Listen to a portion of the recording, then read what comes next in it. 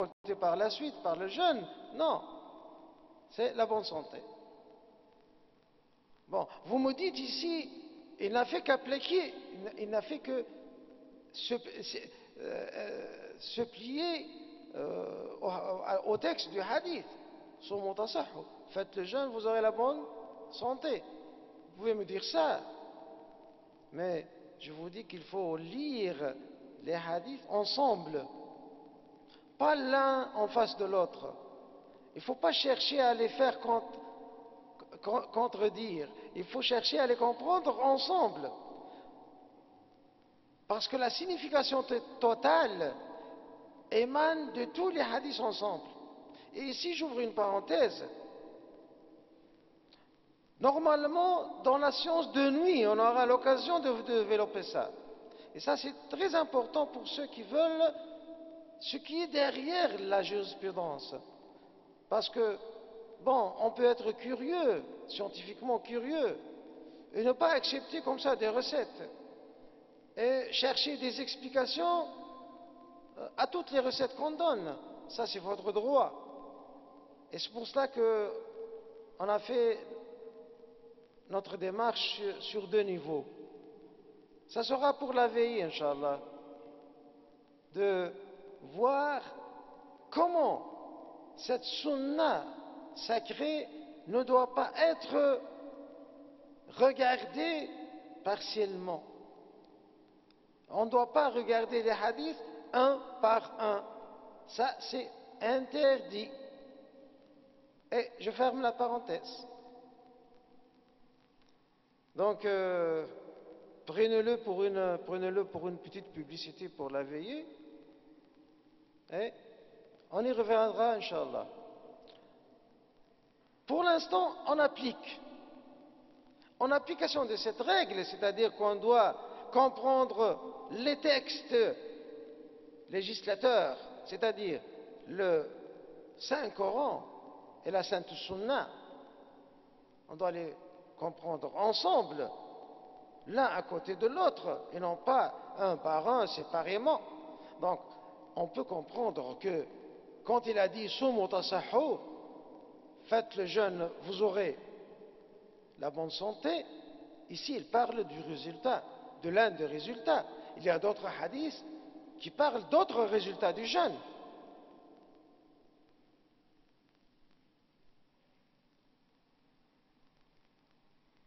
Ce n'est pas l'intention qui est visée par ce hadith. L'intention est visée par d'autres hadiths. Celui qui dit Al-amal bin-niyat, les œuvres sont jugées par les intentions. Donc, les œuvres valent ce que valent leurs intentions. C'est ça la traduction la plus pertinente du hadith. Les œuvres ne valent que ce que valent les intentions. Innama al-amalu bin-niyat, c'est ça.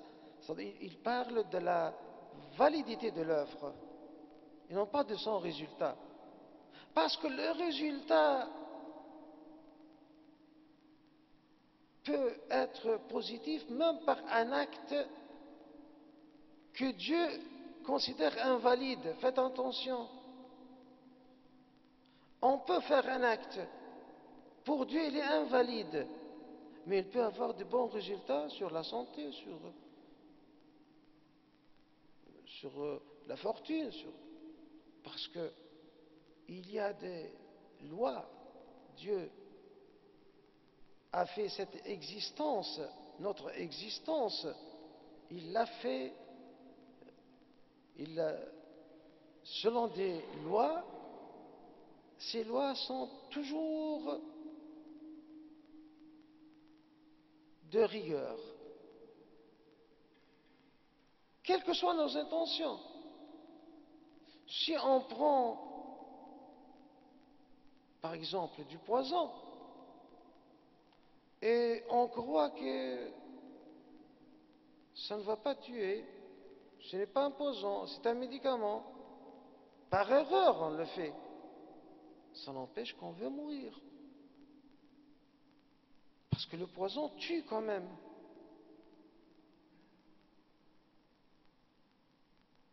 Et si on fait le jeûne par n'importe quelle intention, on peut avoir ce résultat-là, la bonne santé. On peut l'avoir. Mais est-ce que c'est ça seulement ce que Dieu veut? Ça, c'est un résultat secondaire. Ça, c'est un cadeau. C'est la miséricorde divine qui fait que toutes les œuvres de culte sont par ailleurs utiles. Toutes les œuvres de culte. Toute œuvre que vous pouvez imaginer. Tout ordre divin d'ailleurs. Nul ordre divin ne comprend quelque utilité dans cette vie basse. Quelle que soit l'utilité réelle et l'objectif réel derrière l'ordre. Mais l'utilité dans cette vie basse est un cadeau immédiat. Il ne faut pas confondre le cadeau immédiat de l'objectif final. Donc, quand on parle de l'intention, on parle de la validation de l'œuvre quant à l'atteinte de l'objectif final. Est-ce que cette œuvre peut nous amener à notre objectif final ou non? Notre jeûne, avec l'intention qu'on a déclarée, telle qu'on a déclarée au début de la journée, qu'elle soit pour Dieu, pour l'amour de Dieu, en exécution de l'ordre de Dieu, cette intention est une condition nécessaire pour la validation de l'œuvre, et si on s'abstient de tout autre péché qui peut entacher notre jeûne, Inch'Allah, nous arriverons. Donc, la pureté de l'intention, c'est-à-dire ne pas mélanger l'intention d'exécuter l'acte pour l'amour de Dieu,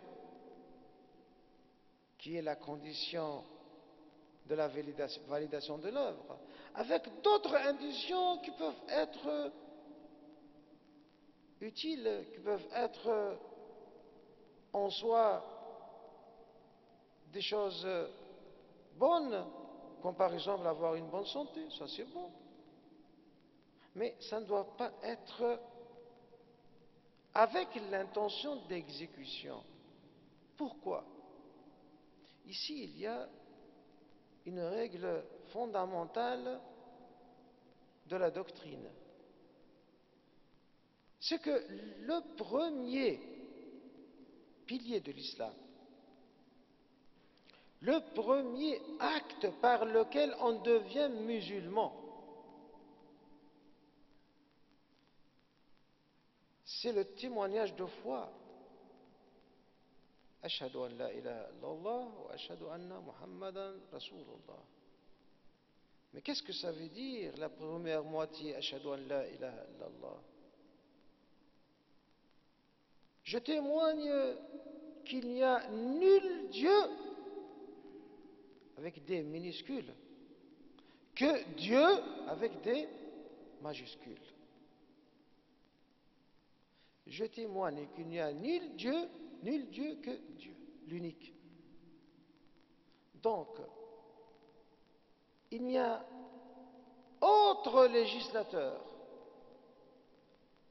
autre créateur que Dieu qui nous a ordonné de faire cette œuvre. C'est lui seul le digne d'obéissance. Il est digne qu'on lui obéisse. Et il n'y a aucune autre considération qui doit entrer dans notre exécution de ces ordres. ni notre désir personnel, ni des considérations familiales, ni rien d'autre. Nous allons voir par la suite, dans un autre hadith, l'explication de ce fait-là. C'est pour cela que on ne va pas s'attarder beaucoup sur ça. Mais ici, retenons seulement que l'intention doit être en elle-même une exécution, une application du témoignage de foi. C'est pour cela que le rite,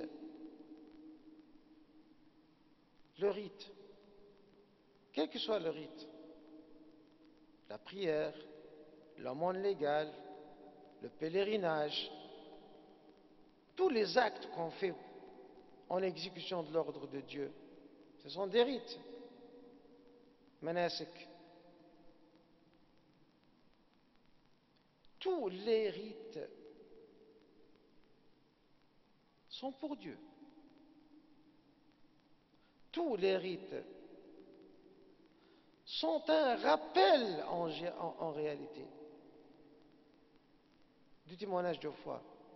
Parce que l'homme, quand il est absorbé par son travail, s'il est élève ou étudiant, il est absorbé par ses études.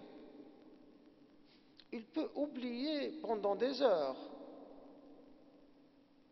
si ce n'est pendant des journées ou des mois, le témoignage de foi. Si ce n'est ce rappel quotidien, 5 fois par jour, de la prière. C'est un rappel chaque quelques heures, chaque laps de temps. Dieu nous a institué un rite qui nous rappelle le témoignage de foi, qui nous rappelle que nous, on vit pour une autre vie, que nous sommes de passage ici.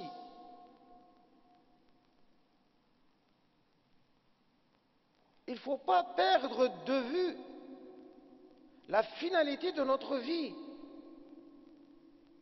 Et c'est pour cela que la prière est 5 fois par jour. C'est un rappel continu. Parce que le croyant ne sait pas quand il va quitter cette vie-là. Donc il doit être toujours prêt à la rencontre. D'abord la petite rencontre, l'instant de la mort. Quand il va rencontrer les 2 anges, on en parlera une fois après, ou après la résurrection, le jour du jugement, où il trouvera toutes ses œuvres présentes. Tout ce qu'ils ont œuvré le trouve présent. Donc il n'y a aucun intermédiaire, votre œuvre sera devant lui, devant vous, le jour J. Alors, vraiment, être distrait dans cette vie, c'est dangereux. Il ne faut pas être distrait.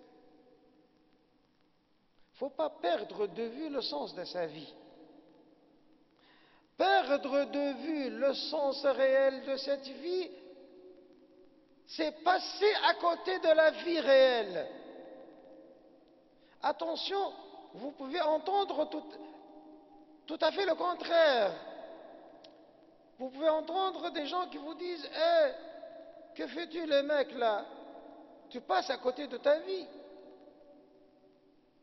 Comment tu laisses ta vie? Tu n'en jouis pas assez. » On appelle ça passer à côté de sa vie. Le pauvre, c'est lui qui passe à côté de sa vie. Parce qu'il a perdu toute conscience du sens réel de sa vie. Que c'est une vie de passage. Que c'est une préparation. Ce n'est pas une vie où l'on s'attend à des résultats. C'est une vie où on sème. La récolte, c'est après. Bien sûr, il y a des petites récoltes, entre-temps. Il y en a. Mais les plus intelligents se débarrassent très vite de cette récolte. Ils ne s'embarrassent pas. Parce qu'on peut être pris par le jeu et dire, voilà, c'est le bien du Seigneur. Alhamdulillah, le Seigneur vraiment m'a baigné de ses biens, de ses richesses, tout ça.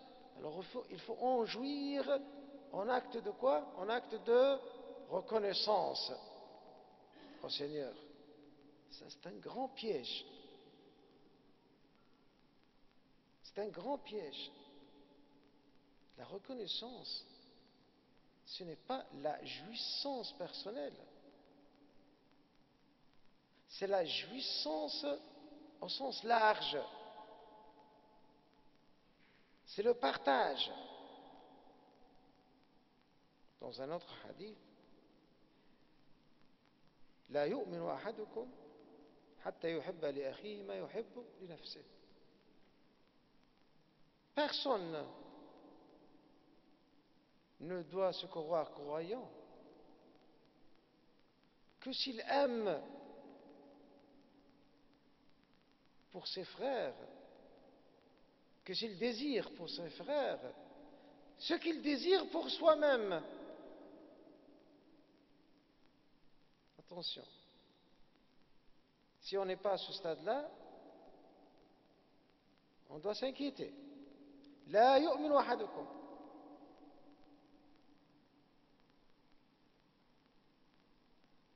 Personne ne doit être dans cette illusion qu'il est croyant tant que ce qu'il désire pour lui-même est beaucoup plus supérieur à ce qu'il désire pour les autres. Bon, il peut aimer du bien pour les autres, ouais, être charitable, ouais. Mais qu'est-ce que ça veut dire être charitable? Donner ce que peut-être on n'a pas besoin. Mais est-ce que ça, ce qui est demandé par la foi? Non. Ce hadith nous dit non. Vous êtes dans l'illusion. Il faut aimer à autrui ce que vous aimez pour vous-même. Je ne dis pas moins, je ne dis pas plus. L'égoïsme est interdit. L'altruisme aussi, ce n'est pas interdit, mais n'est pas obligatoire. Il ne faut pas imaginer qu'il faut être altruiste, se débarrasser de tout, rester démuni, complètement démuni. فَتَقْعُدَ مَلُومًا مَحْسُورًا. Alors, Dieu, qu'est-ce qu'il a dit dans son Saint-Coran? Il nous a mis sur une route médiane. Ne dépense pas ton argent en totalité, même dans les œuvres de charité. Ne dépense pas tes biens en totalité, et tu restes alors dans la désolation. Non. Mais c'est une règle qu'il faut bien comprendre, qu'il faut bien appliquer. C'est-à-dire, il faut se juger soi-même, il faut être le juge de soi-même. Est-ce que j'aime pour les autres ce que j'aime pour moi-même? C'est ça. L'islam nous demande ça. Il ne nous demande pas d'aimer pour les autres plus que ce qu'on aime pour soi-même. C'est contraire, regardez, c'est contraire, parce que si ça se généralise à une échelle sociale, la vie s'arrête. Non, c'est tolérable que dans chaque société, il y a quelques ascètes, oui. Mais si toute la société devient une société d'ascètes, est-ce que ça marche? Non, ça ne marche pas non plus. C'est pour cela qu'il faut tenir la chose du juste milieu. Et c'est ça le hadith. Aimer pour autrui ce qu'on aime pour soi, pour soi-même. Tout juste.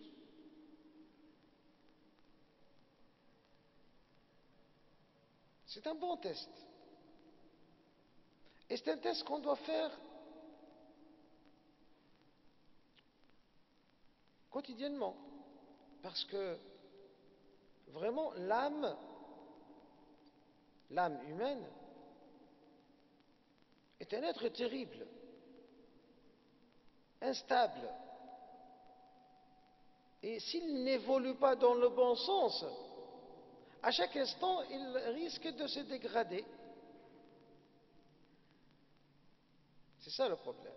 C'est-à-dire, si on n'avance pas, on risque de marcher en reculant, faire marche arrière. C'est pour cela qu'on est condamné à avancer. On est condamné à se perfectionner. Et chaque jour doit être meilleur que le jour précédent.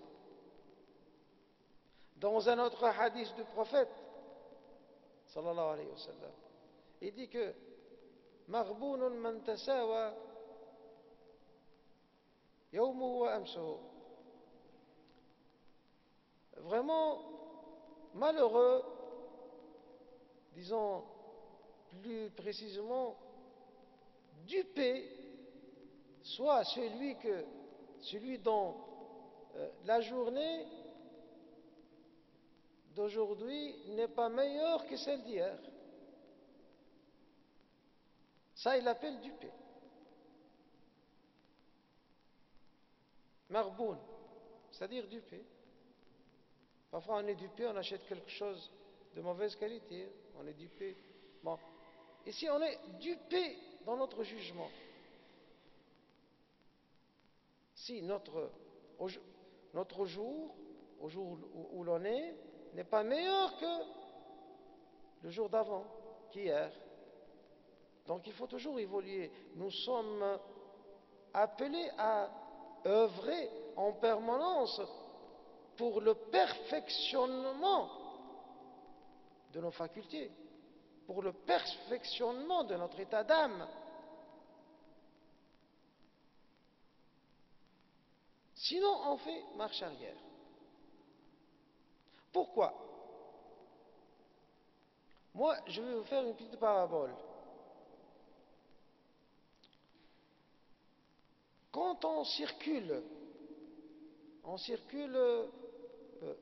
disons, sur un 4 roues, une voiture ou quelque chose, tricycle ou quelque chose comme ça, avec une pente considérable, disons une pente de 40 degrés, 35 degrés, et on va vers le haut. Du moment que on s'arrête, la voiture, qu'est-ce qu'elle fait? La voiture ou le truc, qu'est-ce qu'il va faire? Il va dégringoler. Il ne va pas rester stable. Donc, on est condamné à avancer. Pourquoi? Parce qu'on est sur une pente positive. On veut arriver à un objectif qui se trouve en haut. Par contre, ça c'est la trajectoire du croyant. Le croyant veut arriver en haut. Il veut avoir la satisfaction de Dieu. C'est l'optimum pour lui. Donc, c'est comparable à quelqu'un qui circule sur une pente positive. Par contre, le mécréant qui n'a pas cet objectif-là, son seul objectif, c'est de jouir des plaisirs de cette vie. S'il s'abandonne à lui-même, il va dégringoler encore plus. Parce que lui, il va sur une pente négative. C'est tout à fait le contraire. Sa voiture, lui, est sur une descente. Il suffit de se lâcher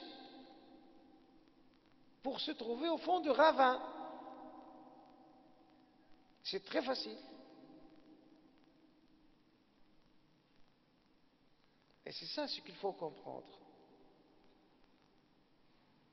Et c'est ça ce qui nous explique la dénomination de cette trajectoire, de cette marche vers la satisfaction divine, sa dénomination très spéciale dans le hadith très célèbre, al-jihad al-akbar, le grand jihad. Alors, on va par la suite voir ce que ça veut dire le jihad. Ce n'est autre que l'efforcement. C'est le fait de faire un effort énorme. C'est ça le jihad. Littéralement traduit, c'est l'efforcement. Ce n'est ni la guerre, ni le... C'est un cas très particulier. La guerre sainte, entre guillemets, c'est un cas très particulier du jihad. Alors que ce qui est appelé al-jihad al-akbar, par le hadith du prophète, on va y revenir, Inch'Allah, c'est ce dont nous parlons aujourd'hui, c'est cette trajectoire, c'est cette marche vers la satisfaction de Dieu qui commence par l'intention pure. Et j'insiste sur la pureté. Cette pureté qui nous rattache au premier pilier de l'islam, qui est le témoignage de foi. C'est pour cela que Dieu, à lui grandeur et pureté, il n'accepte pas d'être associé à quiconque, même dans l'intention. Il y a une forme très connue de l'associatisme, shirk.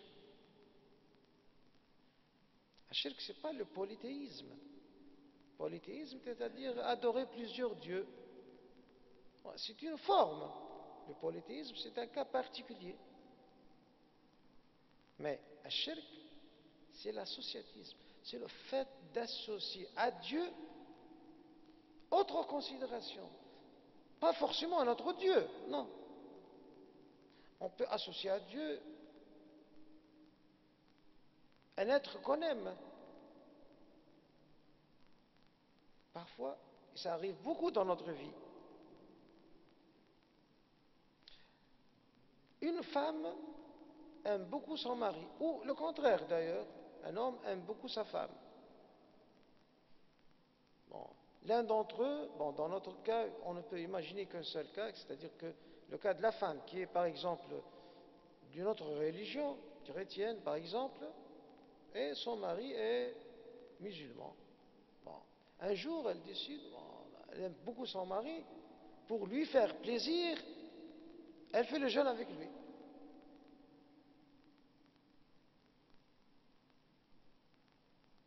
C'est normal qu'elle récoltera seulement le côté dont on a parlé, c'est-à-dire la bonne santé. Bon, c'est pas mal quand même.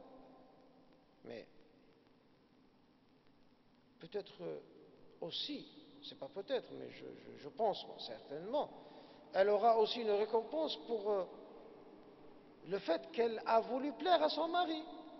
Ça aussi, c'est un acte pour Dieu, c'est un acte valide. Et il est récompensé. Mais si on suppose que l'homme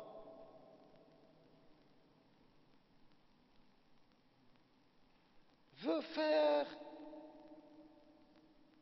quelque chose pour Dieu, c'est vrai, mais aussi pour plaire à cette femme-là,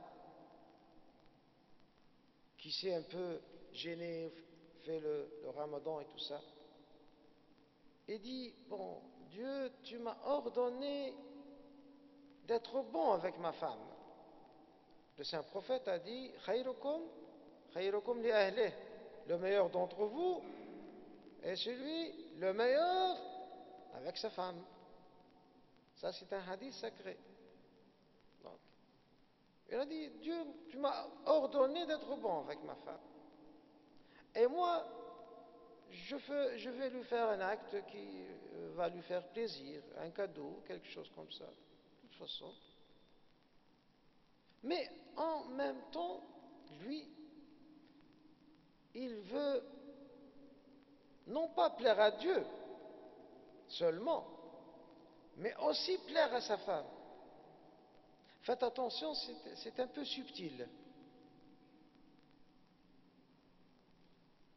C'est vrai qu'il veut plaire à Dieu, il veut satisfaire Dieu, il veut s'exécuter.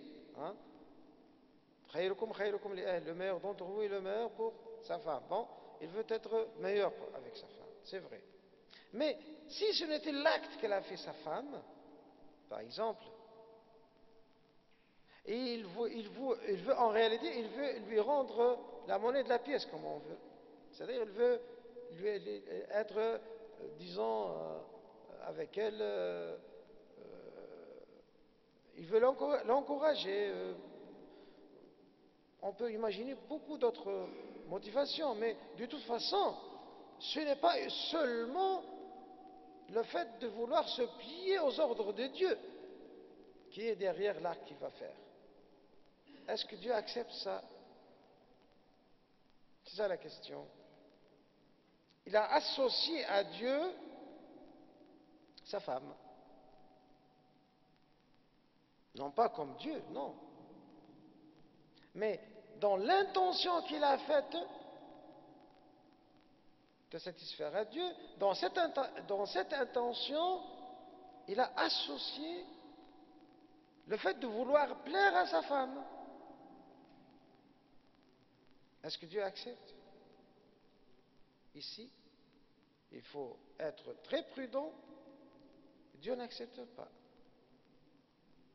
Bon, peut-être l'œuvre en elle-même, l'œuvre d'être bon avec sa femme est une œuvre par Dieu récompensée, donc il aura sa récompense au titre de vouloir plaire à sa femme, mais pas aux deux titres parallèlement.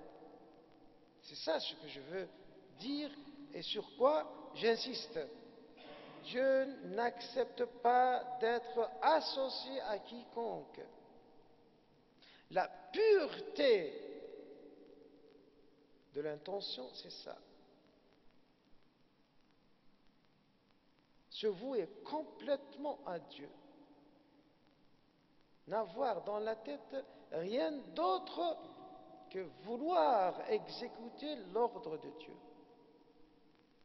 Vouloir être un bon adorateur de Dieu à lui pureté et grandeur.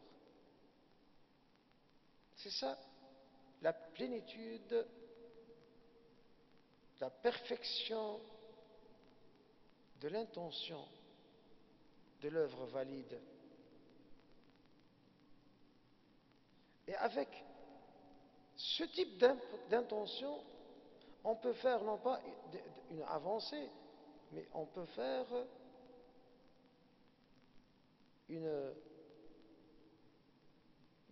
des grands sauts, dans la marche. Au lieu de marcher, on saute avec ça, on vole avec ça, on peut voler avec ça.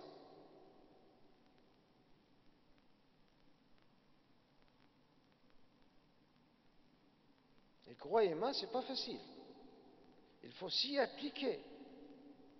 Il faut faire de l'effort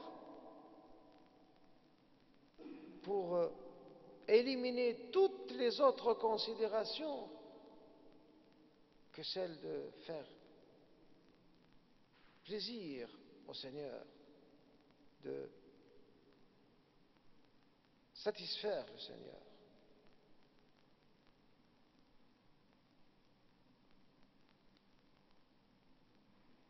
Donc, les œuvres valent ce que valent les intentions. C'est ça la première partie du hadith. La deuxième partie nous montre quelques grandes applications. فَمَنْ كَانَتْ هِجْرَتُهُ لِلَّهِ وَرَسُولِهِ فَهِيَ إِلَى اللَّهِ وَرَسُولِهِ. Alors quiconque, la première application, alors quiconque aurait émigré pour Dieu et son prophète, pour l'amour de Dieu et son prophète, serait considéré comme un émigrant dans l'amour de Dieu, pour l'amour de Dieu. Ce sont les muhajirines. Les muhajirines, ce n'est pas tout immigrant. C'est une caste, attention. C'est une caste, ce n'est pas une classe ouverte. Alors, peut-être la terminologie n'est pas pour chacun d'entre nous claire. La différence entre une classe ouverte et une caste, c'est ça. Une classe ouverte, comme par exemple la classe des ouvriers. On peut devenir ouvrier quand on veut, bon. Ou bien la classe des employés de banque, la classe des commerçants. On peut entrer à cette classe, elle est ouverte, on peut devenir membre de cette classe du moment qu'on réunit les conditions de l'adhésion. On fait l'activité qu'ils font, par exemple. C'est ça la classe sociale. C'est une catégorie ouverte. On peut y appartenir à tout instant. Mais il y a des classes fermées. On ne peut pas y accéder, on ne peut pas y pénétrer. Parce que c'est clôturé, c'est fini.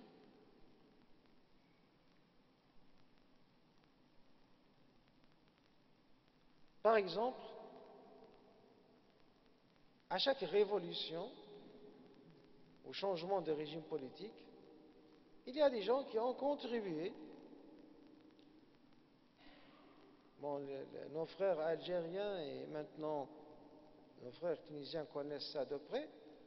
Les gens qui ont participé à la révolution sont appelés, par exemple, les combattants de la liberté. Par exemple, bon, après la libération ou après le changement, on ne peut pas imaginer quelqu'un d'autre qui vient et dit, moi, dorénavant, je serai combattant par la libération, ou bien je serai, par exemple, un révolutionnaire. Non, on lui dit, c'est fini. La liste est fermée, c'est une caste. Les muhajirines, c'est comme ça. La liste est fermée quand? Le jour de la libération de la Mecque. Le saint prophète a dit, la hijrata ba'da al-fath. Nulle émigration pour l'amour de Dieu après la grande conquête, la conquête de la Mecque. Donc c'est une caste. C'est pour cela que le hadith, c'est très important ça.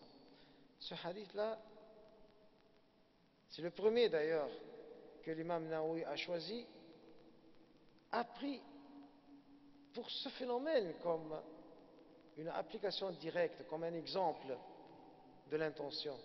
Il aurait pu faire d'autres paraboles, d'autres exemples, mais ceci était l'actualité brûlante à cet instant-là. Parce qu'après la conquête de la Mecque, il y a beaucoup de gens, des Arabes, de Quraysh ou autres, qui sont entrés dans la religion de l'islam, sont venus à la Médine pour s'y installer et pour réclamer le statut de muhajir. pour avoir ce statut-là. Ils ont découvert, bien sûr, ils ont découvert ça très tard, trop tard, ils ont découvert que le statut de muhajir, c'est quelque chose. Le nouveau régime, le nouvel État, c'est un statut prisé. Ils ont vendu ce qu'ils ont, tout ça, et sont venus s'installer à la Médine.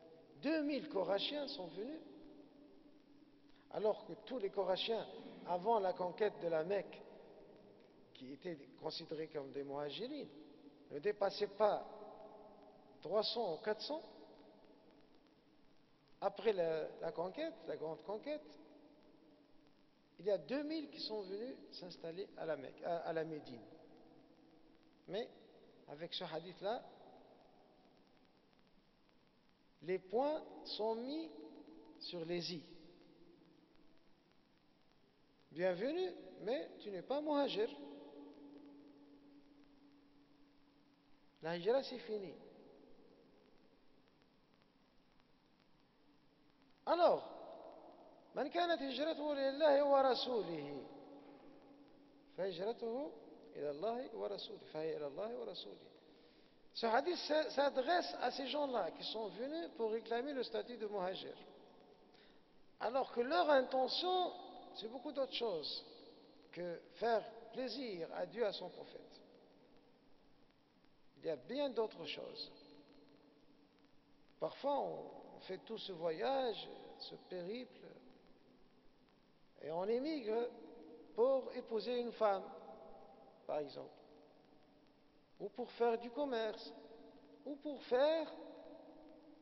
se faire un titre de noblesse qui pourrait être utile par la suite. Comme ça, il croit. C'est comme ça qu'il croit, de toute façon. Avec ce hadith, les points sont mis sur les i.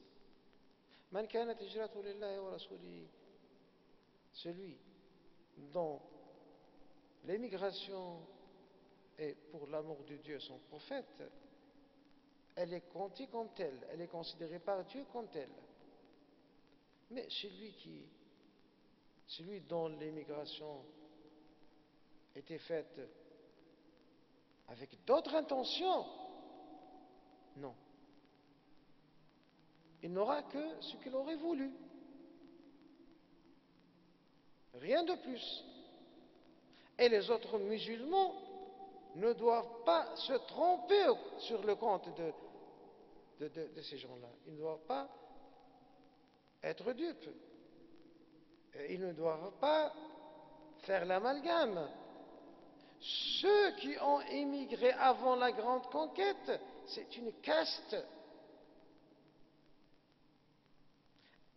Ils sont agréés par Dieu, par le texte coranique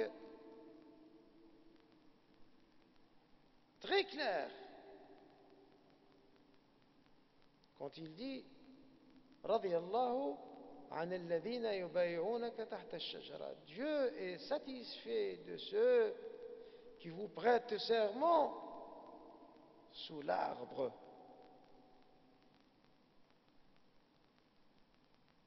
Ça, c'est le grand jour de Hudaybiyah, l'acte de Hudaybiyah, en l'an 6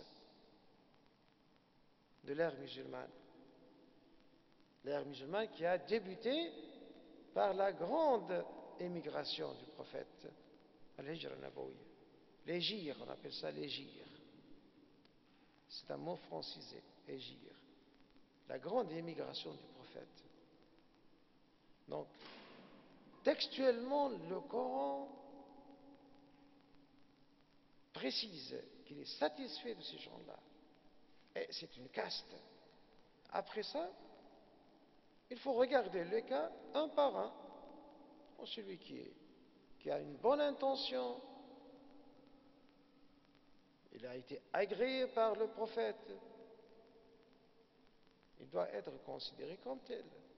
Les autres, qui sont allés derrière d'autres fins, d'autres objectifs, ils auront leurs objectifs. Ils les ont eus, leurs objectifs. Il n'y a aucune raison de leur donner des titres de noblesse qu'ils n'auraient même pas cherché. De toute façon, ce hadith est un hadith très utile en matière de jurisprudence. Si on le comprend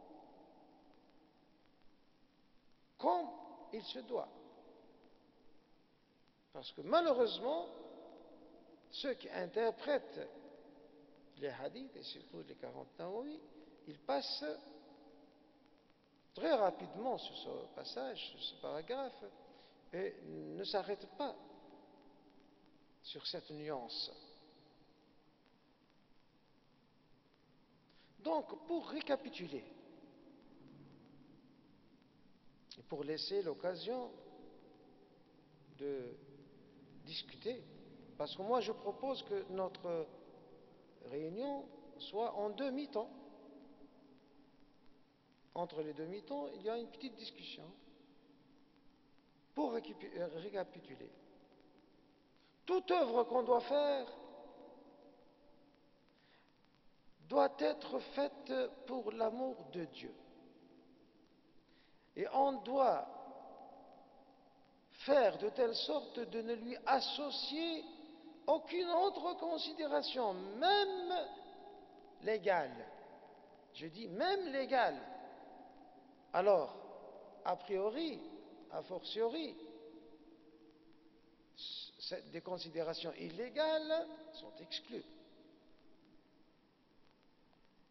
Quelqu'un qui fait, par exemple, la prière de nuit, tahajjud, par hypocrisie ou par ostentation, rien. C'est l'ostentation. Non seulement ça ne sera pas considéré comme une bonne œuvre, mais il aura à payer de ce péché-là, parce que l'ostentation est un grand péché. Il vaut mieux qu'il reste chez lui. Et peut-être qu'il n'a pas la force de faire toute la prière de nuit chez lui, qu'il fasse 2 rakats, 2 génuflexions. Mais avec une pureté d'intention, vaut beaucoup mieux que venir ici, par exemple, avec un grand effort et quasi somnolent, pour la simple raison qu'on ne veut pas qu'on dise de lui, il n'est pas venu. Ou bien, le lendemain, on lui dit, où es-tu hier? On ne t'a pas vu à la mosquée. Ça, c'est dangereux. C'est très dangereux. C'est pour cela, et par ça, je vais clôturer, c'est pour cela que dans notre jurisprudence malikite de l'imam Malik, que Dieu l'agrée, toutes les actes de culte surérogatoires, c'est-à-dire nawafil, doivent être faits non pas d'une façon collective, mais d'une façon personnelle, quand on le peut, bien sûr. Parce que parfois, l'entraide est sollicitée et demandée. Comme par exemple dans le Tarawih. Le grand calife Omar, que Dieu l'agrée, a remarqué en son époque qu'il y a beaucoup de musulmans qui n'ont pas appris assez du Coran, que pour eux c'est très difficile de faire cette prière surérogatoire. Alors il a proposé de les réunir tous derrière un des grands apôtres du prophète, Ubay ibn Ka'b, que Dieu l'agrée, qui était un excellent lecteur du Coran. Il psalmodiait le Coran d'une façon impeccable. Il a appris le Coran par cœur. donc derrière ce grand apôtre, il a réuni tous les musulmans pour faire les tarawih en collectivité, alors qu'il sait bien que s'il pouvait le faire, tout acte surrogatoire, quand on le fait en discrétion, loin des yeux des confrères et des frères, il est beaucoup plus utile et beaucoup plus appréciable par le Seigneur. Mais parfois, comme je vous l'ai dit, on doit faire une solution des deux équations. La solution, c'était la tarawih. Alors ici, les frères responsables de la mosquée, ils doivent bien juger la situation et s'il s'impose de faire comme ça, qu'ils fassent comme ça. Mais à ceux des frères qui s'estiment capables de faire leur prière entièrement et comme il se doit, personnellement et loin des yeux, je le conseille de le faire individuellement et loin des yeux. Parce que c'est comme ça qu'on arrive à maximiser la pureté de l'intention. Sinon, c'est vraiment, on prend beaucoup de risques. Le risque de l'ostentation est très présent et que Dieu nous garde de tomber dans l'ostentation. وصلى اللهم على سيدنا محمد وآله وصحبه أجمعين وآخر دعوانا أن الحمد لله رب العالمين. Je vous laisse le temps pour d'éventuelles discussions ou des questions. Et si vous voulez prendre une pause de 5-10 minutes, c'est possible.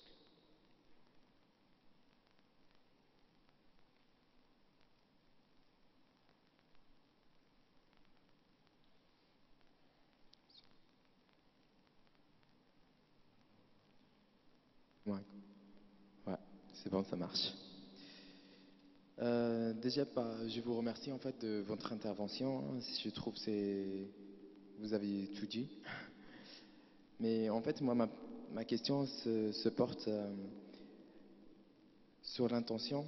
En fait, je trouve le plus dur, c'est comment on peut partir du principe que notre intention, elle est toujours bonne et qu'elle restera toujours bonne. Parce que si je prends l'exemple que vous avez pris tout à l'heure de l'homme qui voulait faire la chose pour Dieu, mais qui me dit au fond de lui aussi, il ne voulait pas le faire pour sa femme. Et en fait, le plus dur, c'est comment on peut distinguer ça dans notre cœur. Maintenant, aujourd'hui, on fait une bonne action, mais en même temps, il y a d'autres choses qui peuvent rentrer en élément, qui vont nous dévier de notre action. Et moi, personnellement, des fois, j'ai peur par rapport à ça, et je suis perdu dans ma tête, entre guillemets, quoi. Donc, voilà. Ben, j'aimerais bien que vous me répondiez par rapport à cette question-là. Je vous remercie. Salam alaikum. Merci. Je vois que vous avez répondu vous-même. Il n'y a pas de question là. Parce que, si j'ai compris votre intervention, parce que le son ne me paraît pas très clair, mais si j'ai compris, le fait d'avoir la pureté d'intention n'est pas une chose facile. C'est ça le problème. Et je conçois que ce n'est pas facile du tout. Mais c'est un effort continu qu'on doit faire. C'est-à-dire, si on n'arrive pas à l'avoir en totalité, il ne faut pas le rater en totalité. Il y a une règle d'or qui dit Ma la yudraku kulluh, la yutraku kulluh. Ce qui n'est pas totalement accessible ne doit pas être raté en totalité. On doit faire de notre mieux. Et quand on a cette intention même de faire de notre mieux, C'est-à-dire quand on a l'intention de purifier notre intention. Dieu nous aide. Dieu peut venir en aide et il est toujours là. Mais à côté de ça, il y a aussi, comme en chimie, il y a ce qu'on appelle les catalyseurs de réaction. En science de perfection de l'âme, il y a des catalyseurs. Les catalyseurs, c'est ce qu'on appelle les wird. Les wird, le mot wird, ça veut dire quelque chose qui se répète. Littéralement, c'est ça.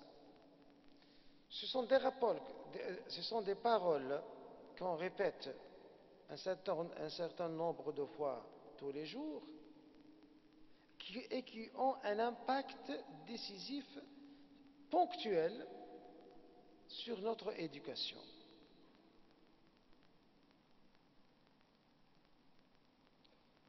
Donc, tawakkul ala Allah,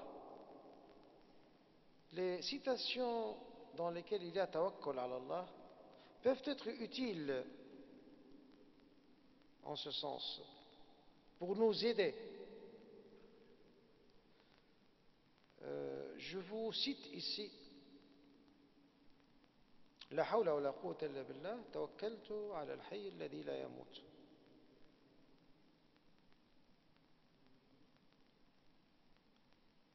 Quand on répète ça, chaque fois qu'on se sent distrait, ce sera, Inch'Allah, ce sera un catalyseur de la purification de l'intention. Alors, il y aura un hadith qui explique le premier morceau, la hawla wa la quwwata illa billah. Mais ça n'empêche, on va le dire maintenant. La hawla wa la quwwata. Nulle puissance, ni force, hawl, puissance, force, quwwa, force. Nulle puissance ni force n'est que pour Dieu. La hawla wa la quwwata illa billah. Nulle puissance ni force n'est que par Dieu. Excusez-moi, j'ai dit pour, mais c'est par. C'est-à-dire, moi, cette pauvre créature n'a ni puissance ni force, si ce n'est la grâce de Dieu. Nulle puissance ni force n'est que par Dieu. Tawakkaltu ala al-hayy alladhi la yamut.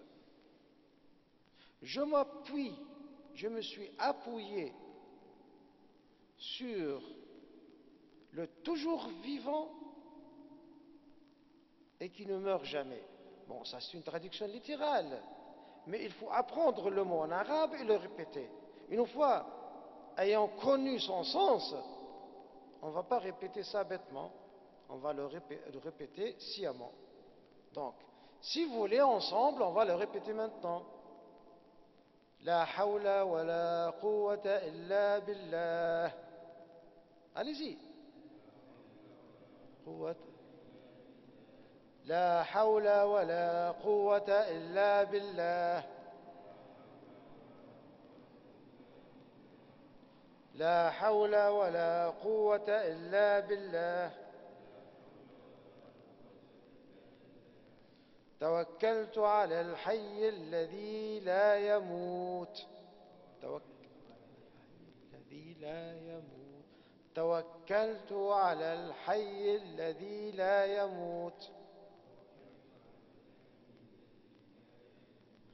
توكلت على الحي الذي لا يموت.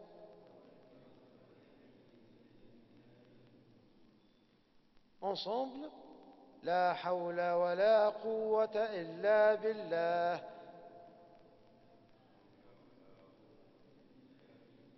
توكلت على الحي الذي لا يموت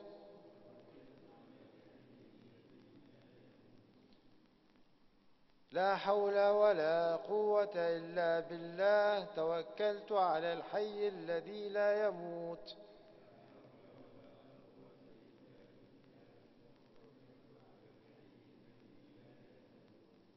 Alors, c'est pas difficile, on peut le répéter autant qu'on peut. Ça nous rappelle d'être fidèle à Dieu et s'appuyer uniquement à lui, sur lui.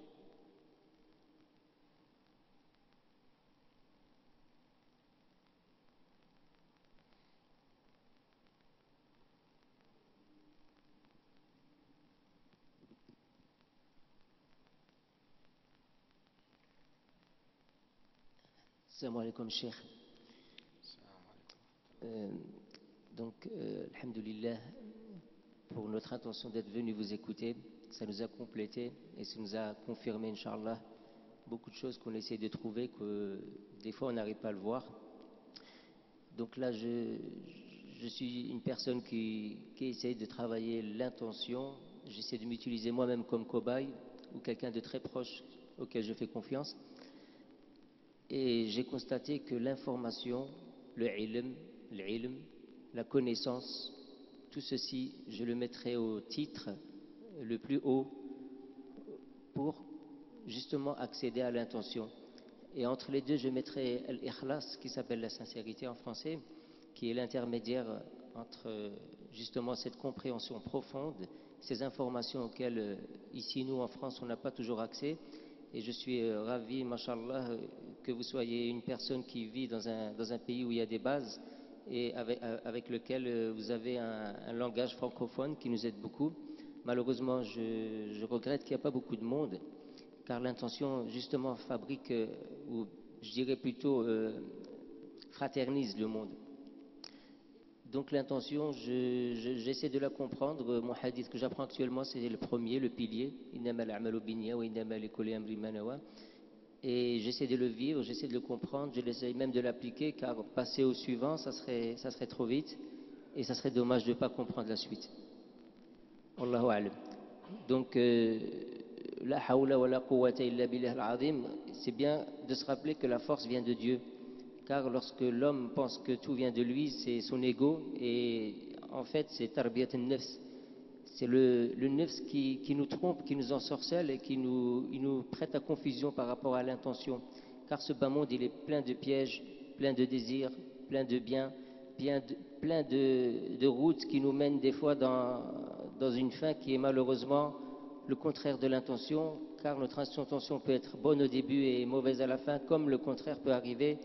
Par contre, une personne qui vient avec une mauvaise intention, peut-être que durant son cours et son séjour avec un prof comme vous, peut lui faire changer l'intention. Donc, je dis toujours de rester en communauté, dans la maison de Dieu, car il y a des malaïkat, il y a des ulama, et mashallah, il y a des gens qui veulent apprendre. Wallahu a'lam. Merci beaucoup.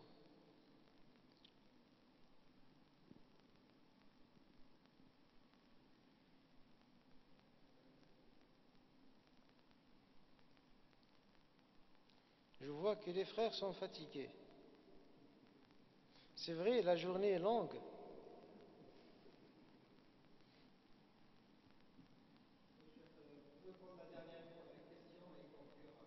J'en avais 3. Bismillah, salam alaikum wa rahmatullah. Mais j'entends mieux si vous parlez sans micro, hein, parce que le son est très mauvais, du point de vue acoustique. Je ne sais pas si... Oui.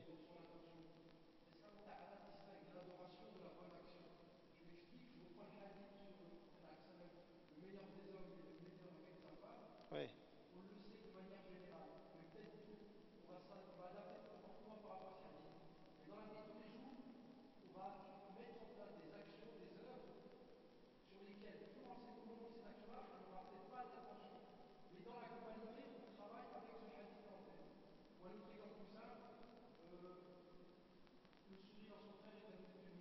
Oui, merci. Oui.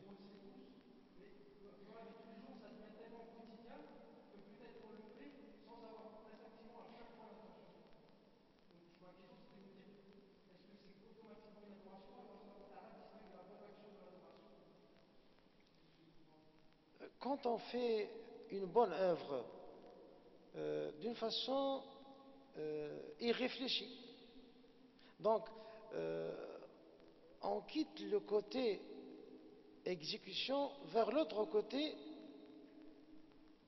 Il ne s'agit plus d'exécuter, mais de commettre.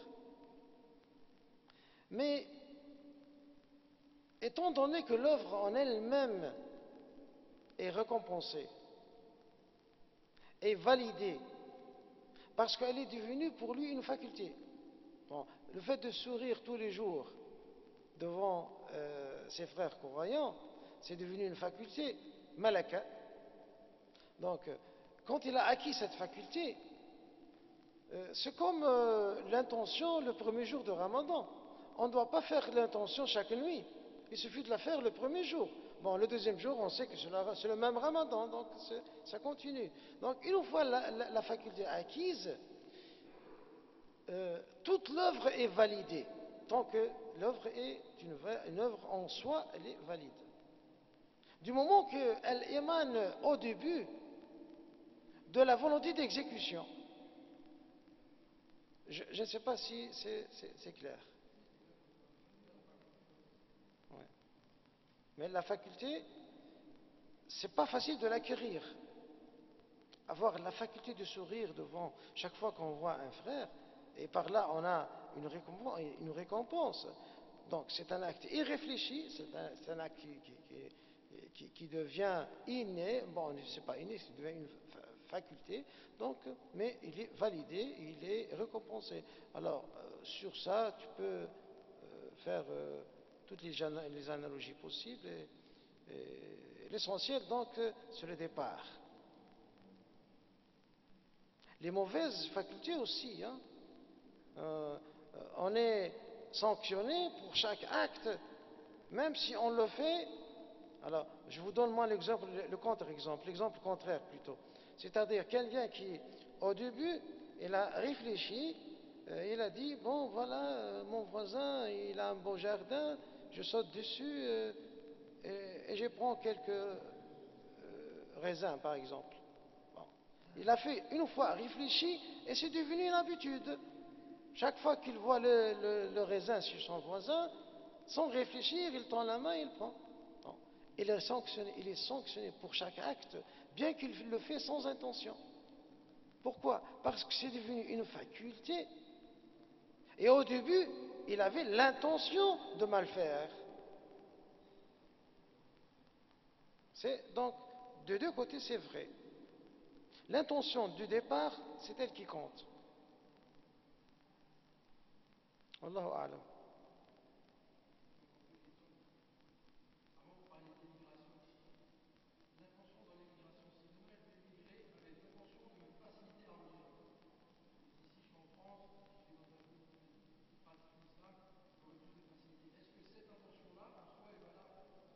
Bien sûr, bien sûr. Mais Dieu, il va le récompenser pour cette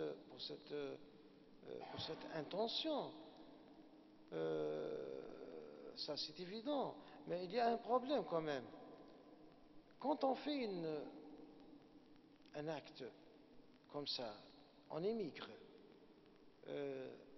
et on prend le risque pour aller à l'inconnu. On est attiré par une propagande, par exemple, et on s'implique. Moi, je veux vous donner aussi l'exemple contraire. Quelqu'un qui va avec une bonne intention pour apprendre la bonne religion, il se trouve terroriste. On lui a fait apprendre comment égorger les gens. Il devient des rebelles, des khawarij. Bon, quelle est sa part de responsabilité dans tout ça? C'est très subtil. C'est très subtil. C'est vrai qu'il est récompensé pour sa première intention. Sa première intention, lui, il veut aller apprendre sa religion. Il croit que là, la religion vraie. Ici, il n'y a rien. Mais il doit être suffisamment vacciné, comme on dit, pour ne pas tomber dans un piège et se trouver dans une situation dramatique. On ne peut pas en dire moins. Il y a beaucoup de gens, vraiment, ils sont des innocents au départ, ils étaient des innocents, ils sont pris dans le piège. Ils ont cru que, voilà, c'est ça l'islam.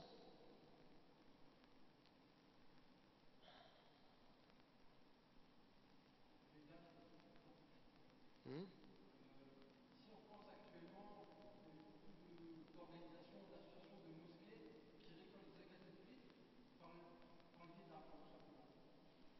Qui font quoi?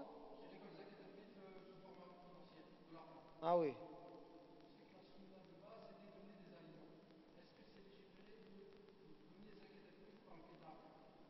Oui, c'est possible. Mais il ne faut pas se prendre par la facilité, c'est-à-dire il faut faire lui-même son calcul.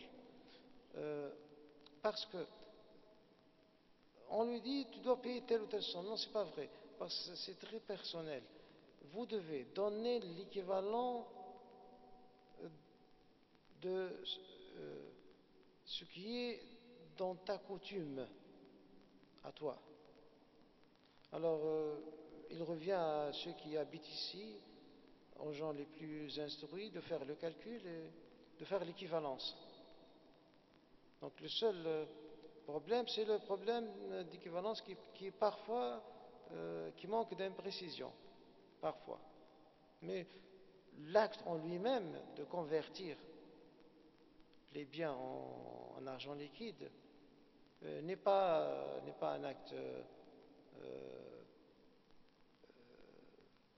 rejeté par les religions. Je ne dirais pas que c'est très recommandé, parce que vous savez que Zakat al-Fitr, comme tout autre zakat, doit s'adresser, doit se diriger tout d'abord vers les plus proches. C'est-à-dire, si par hasard il y a des gens en besoin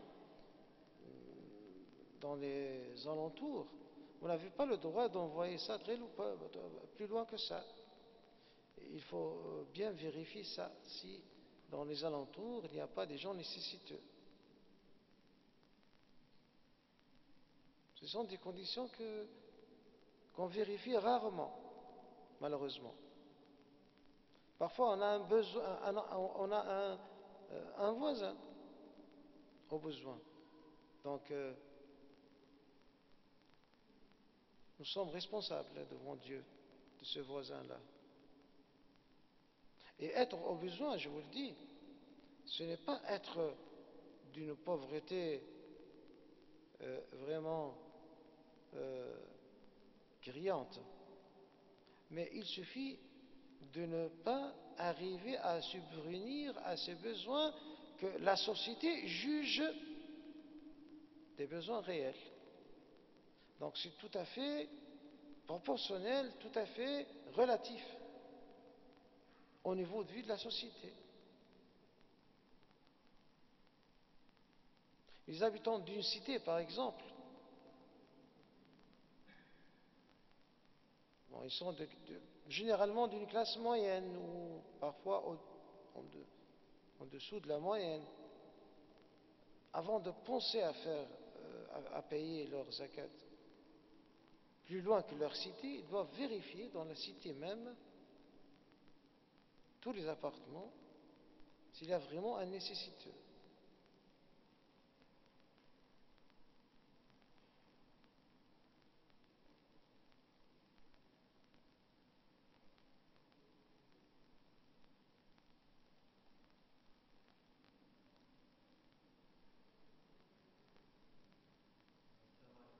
Salam wa rahmatullah.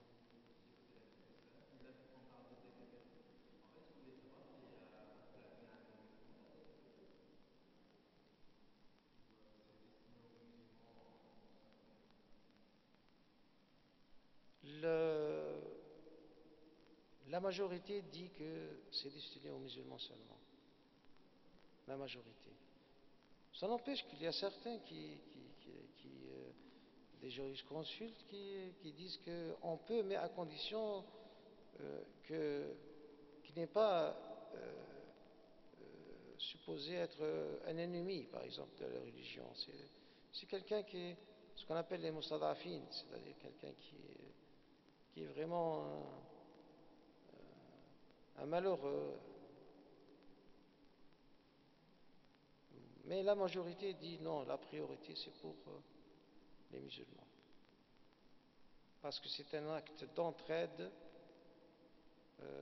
entre les musulmans.